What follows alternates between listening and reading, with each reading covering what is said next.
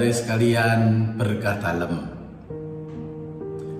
Pembelajaran kita kali ini bertemakan sakramen pembaptisan, baik pembaptisan orang dewasa maupun pembaptisan kanak-kanak, sebagaimana diajarkan dalam Katekismus Gereja Katolik itu pada nomor 1247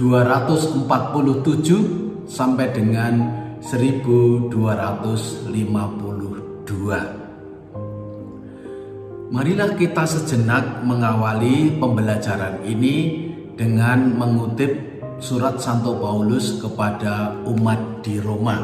Ditulis begini, surat Santo Paulus kepada umat di Roma bab 6, ayat yang saya kutip di sini adalah ayat 3 dan ayat 4. Ditulis begini: atau tidak tahukah kamu bahwa kita semua yang telah dibaptis dalam Kristus telah dibaptis dalam kematiannya? Dengan demikian kita telah dikuburkan bersama-sama dengan Dia oleh baptisan dalam kematian, supaya sama seperti Kristus telah dibangkitkan dari antara orang mati oleh kemuliaan Bapa, demikian juga kita akan hidup dalam hidup yang baru.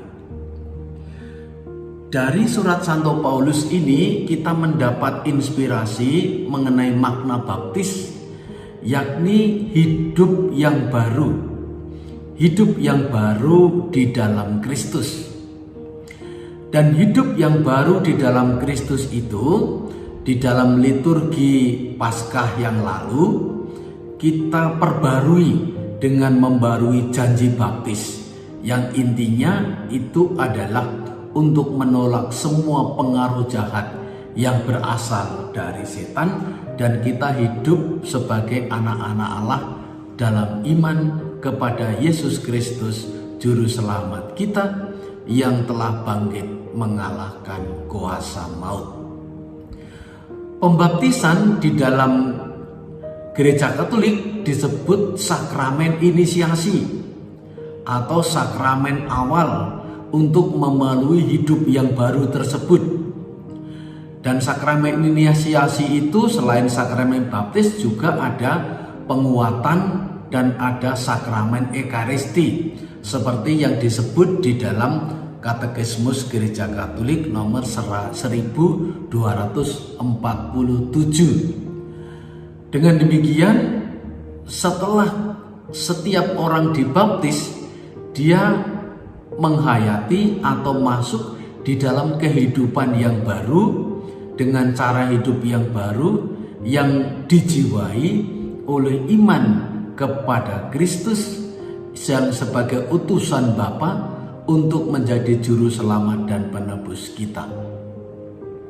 Nah, untuk mencapai hidup yang baru itu, orang membutuhkan persiapan yang di dalam Katekismus Gereja Katolik nomor 1248 itu disebut sebagai waktu katekumenat.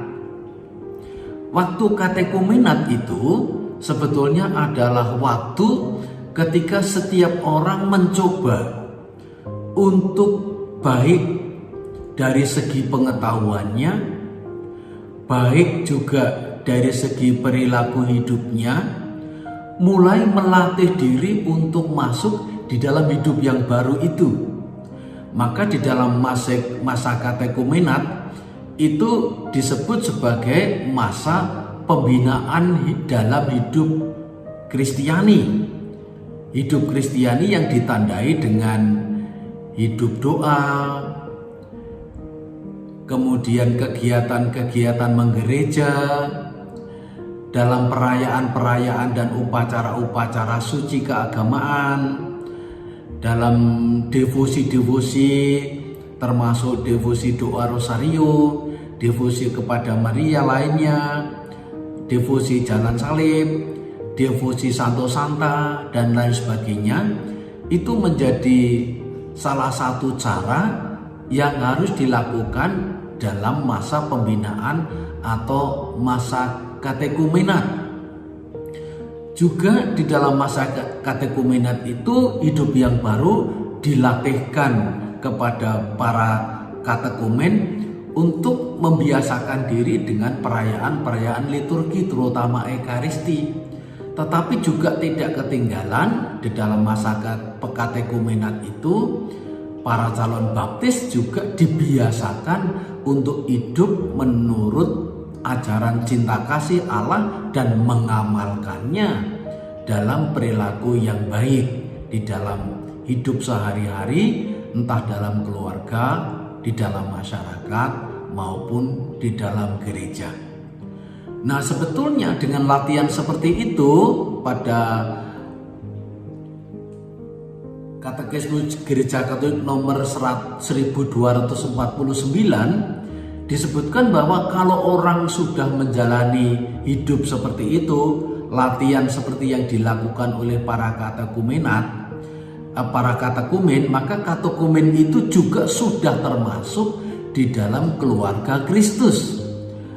Maka ia sudah mencoba menghayati iman, harapan, dan cinta kasih. Kemudian disebut di dalam katekismus itu, Bunda Gereja memeluk mereka sebagai putra-putrinya dengan cinta kasih dan perhatiannya. Dengan demikian sebetulnya secara praktis hidup dalam katekumen itu sebetulnya sudah memulai hidup yang baru. Hanya saja secara resminya hidup sebagai orang Kristiani yang penuh di dalam gereja harus ditandai saat para katekumen itu menerima sakramen pembaptisan, sakramen Ekaristi nanti, dan sakramen penguatan. Yang ketiganya tadi disebut sebagai sakramen inisiasi. Kemudian untuk baptisan bayi itu sebetulnya mengandung makna yang dalam. Di dalam keyakinan Kristiani, setiap orang itu dikandung di dalam dosa. Maka itu yang disebut sebagai dosa asal, yang disebut dalam Katekismus Gereja Katolik nomor 1250. Kodrat manusia adalah kodrat sebagai pendosa. Maka walaupun masih kanak-kanak, itu karena dia juga sudah manusia, maka termasuk di dalam kelompok manusia yang secara kodrati sudah dinodai dengan dosa asal, maka membutuhkan proses kelahiran kembali di dalam pembaptisan agar supaya sejak kanak-kanak itu sudah dibebaskan dari kekuasaan kegelapan dan dimasukkan di dalam kebebasan anak-anak Allah. Itu yang dikatakan dalam Katekismus Gereja Katolik yang tadi itu, yang 1250. Maka pembaptisan bayi yang dilakukan sejak dalam tradisi gereja yang sudah sangat lama, misalnya juga tercermin di dalam tradisi Kisah Para Rasul dulu dari abad kedua dan selanjutnya, yang sudah memiliki kebiasaan untuk membaptiskan anak-anak kecil. Itu menandakan bahwa sejak anak-anak kecil itu sudah ingin dipersatukan dengan hidup Kristus, sehingga merupakan kebiasaan saleh yang dianjurkan di dalam gereja. Selain itu, sejak anak kecil, anak-anak itu sudah dibiasakan hidup secara Kristiani oleh orang tuanya, sehingga sejak masa kanak-kanak pun hidup sebagai warga gereja itu sudah terlatihkan dengan baik dan sudah diajarkan sedemikian rupa, sehingga anak-anak ini semakin lama semakin mendalamlah imannya berkat pengetahuan yang semakin meningkat, pelajaran yang terus-menerus diikuti, maupun latihan-latihan yang berasal dari keluarga. Selain itu, Di dalam sakramen perkawinan, orang-orang Kristiani itu wajib mengasuh anaknya sesuai dengan tradisi atau agama atau kebiasaan atau hidup rohani Katolik. Sehingga anak-anak ini sebagai buah cinta dari keluarga yang menerima martabat sakramental dalam perkawinan, itu juga diberi tanggung jawab untuk membina anak-anak itu secara Katolik sejak dari awal. Sehingga pembaptisan anak itu berarti menyatakan tanggung jawab orang tua dari anak-anak itu melakukan apa yang sudah menjadi kesanggupannya waktu janji perkawinan di depan altar untuk mendidik anak-anak itu secara Katolik.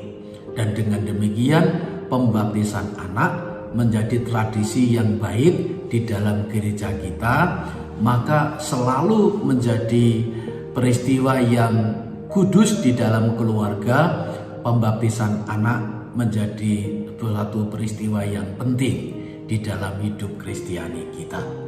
Semoga Tuhan semakin mengembangkan rahmat baptis, baik baptis dewasa maupun baptis bayi, baptis kanak-kanak, yang menjadikan tonggak penting di dalam kehidupan Kristiani sebagai murid-murid Kristus.